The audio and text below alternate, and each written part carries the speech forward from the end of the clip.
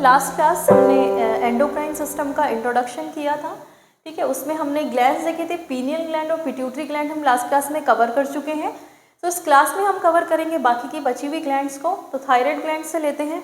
Thyroid gland की जो location होती है वो हमारे थ्रोट वाले रीजन में होती है, यानी कि जो हमारा गले वाला पोर्शन होता है वहाँ पे थायराइड ग्लैंड हमारी लोकेट होती है। और इससे निकलने वाले जो इम्पॉर्टेंट हार्मोन है, पहला है हमारे पास थायरोक्सिन, कैल्सिटोनिन और ट्राईआइडोथायरोनिन, ठीक है। ये जितने भी हार्मोन हैं ये हमारे बॉडी में रेगुलेट करते हैं हमारी जितनी भी बॉडी की मेटाबॉलिक एक्टिविटीज़ रहेंगी। हमारे बॉडी में जो हमारा हार्ट की फंक्शनिंग है, डाइजेस्टिव सिस्टम है, उसका पूरा फंक्शनिंग है, उसको मेंटेनेंस करने का काम या उसके डेवलपमेंट में ये सारे हार्मोन्स हमारे लिए हेल्पफुल होंगे, ठीक है। और साथ ही साथ में जो हमारा ब्लड में हमारा जो कैल्शियम और फॉस्फेट होता है उसके लेवल को मेंटेन करने के लिए ये हार्मोन रिस्पॉन्सिबल होते हैं, ठीक है। थायराइड ग्लैंड एक बटरफ्लाई शेप की ग्लैंड होती है। नेक्स्ट हम बात करते हैं पैराथायराइड ग्लैंड की। पैराथायराइड ग्लैंड थायराइड ग्लैंड के जस्ट बिहाइंड यानी कि उसके पीछे लोकेटेड होती हैं। तो थायराइड ग्लैंड की लोकेशन भी हमको थ्रोट वाले रीजन में देखने को मिलेगी, ठीक है। इसके पीछे यानी कि जो हमारी मेन थायराइड ग्लैंड है उसके पीछे पैराथायराइड ग्लैंड लोकेटेड होती है और इससे निकलने वाला एक इम्पॉर्टेंट हार्मोन है पैराथायराइड हार्मोन, ठीक है। ये हार्मोन भी हमारे जो ब्लड होता है उसमें जो ब्लड में कैल्शियम का लेवल होता है उसको मेंटेन करने का काम करता है। देन जो दूसरी ग्लैंड हमारे पास है, नेक्स्ट ग्लैंड, वो है हमारे पास थाइमस ग्लैंड।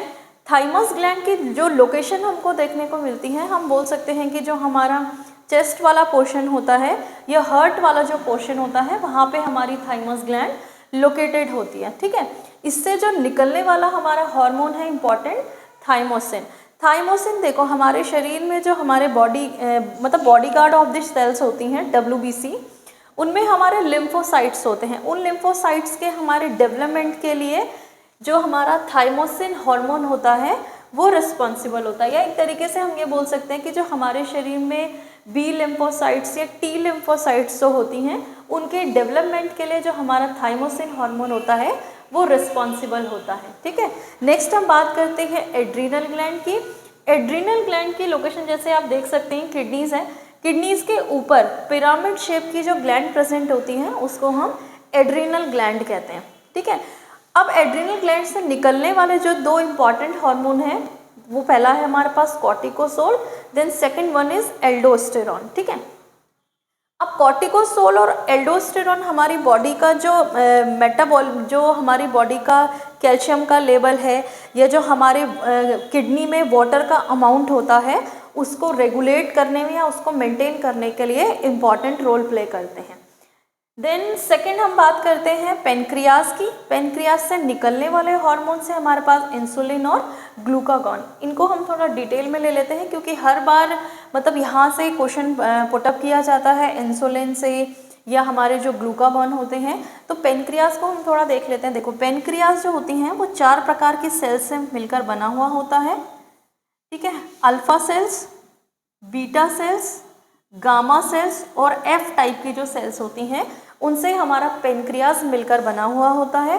पेनक्रियाज को हम अभी एंडोक्राइन ग्लैंड्स के बारे में पढ़ रहे हैं, यानी कि पेनक्रियाज हार्मोन भी सिक्रीट करेगा और पेनक्रियाज जो हमारे एंजाइम भी सिक्रीट करता है। इसका मतलब पेनक्रियाज को हम एंडोक्राइन एज वेल एज हम एक्सोक्राइन ग्लैंड की तरह मतलब ट्रीट करते हैं, ठीक है। या हम इसको बोल सकते हैं कि पेनक्रियाज हमारी एक मिक्स ग्लैंड होती है जो कि हमारा एंडोक्राइन की तरह भी फंक्शन करेगी और एक्सोक्राइन ग्लैंड की तरह भी फंक्शन करेगी, ठीक है।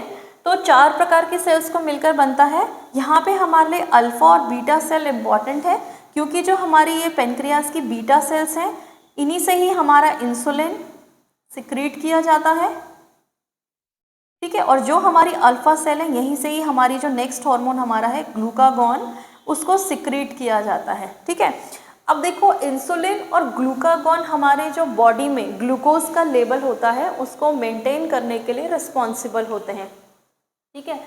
देखो हम जितना भी हम अगर कार्बोहाइड्रेट की फॉर्म में फूड लेते हैं, कॉम्प्लेक्स फॉर्म होती है कार्बोहाइड्रेट यानी कि हम बोल सकते हैं ट्राइसेकेराइड, ठीक है। उसको अगर हम सिंपलेस्ट फॉर्म में तोड़ेंगे तो ग्लूकोज हमको मिलेगा। ग्लूकोज का अगर हमारी ब्लड में एक्सेसिव अमाउंट है तो हमको डायबिटीज़ होने के ज़्यादा चांसेस होते हैं। तो हमारे शरीर में क्या होता है कि जो हमारा इंसुलिन है वो एक्सेसिव अमाउंट के ग्लूकोज को ग्लाइकोजन में कन्वर्ट करता है। एक्सेसिव अमाउंट का जो ग्लूकोज होगा उसको ग्लाइकोजन में कन्वर्ट करता है और वो ग्लाइकोजन हमारा किडनी में स्टोर होता है, ठीक है। तो और जब हमको फिर से अगर हमको उस ग्लूकोज की नीड होगी, ठीक है, तो ग्लूकागॉन क्या करेगा, जो हमारा ग्लाइकोजन में कन्वर्टेड ग्लूकोज है उसको फिर से वो ग्लूकोज में क्या कर देगा, कन्वर्ट कर देगा। तो ये दोनों हार्मोन हमारे लिए इम्पॉर्टेंट हैं। देन अगर हम बात करेंगे फीमेल के केस में, तो फीमेल के केस में एक हमको ग्लैंड देखने को मिलती है जिसको हम कहते हैं ओवरी, और ओवरी से निकलने वाले जो दो इम्पॉर्टेंट हार्मोन होते हैं एस्ट्रोजन एंड प्रोजेस्टेरॉन।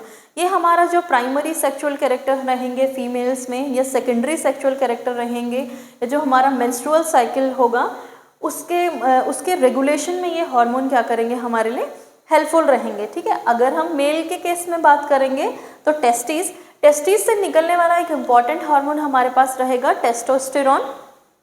टेस्टोस्टेरॉन हमारा जो सेकेंडरी सेक्सुअल कैरेक्टर होते हैं या जितने भी हमारे मस्कुलिन कैरेक्टर होते हैं मेल के अंदर उनके लिए रिस्पॉन्सिबल रहेगा, ठीक है। जितनी और हमारी जो मेल के अंदर फर्टिलिटी होती है वो भी किसके द्वारा मेंटेन, यानी कि टेस्टोस्टेरॉन के द्वारा वो मेंटेन की जाएगी।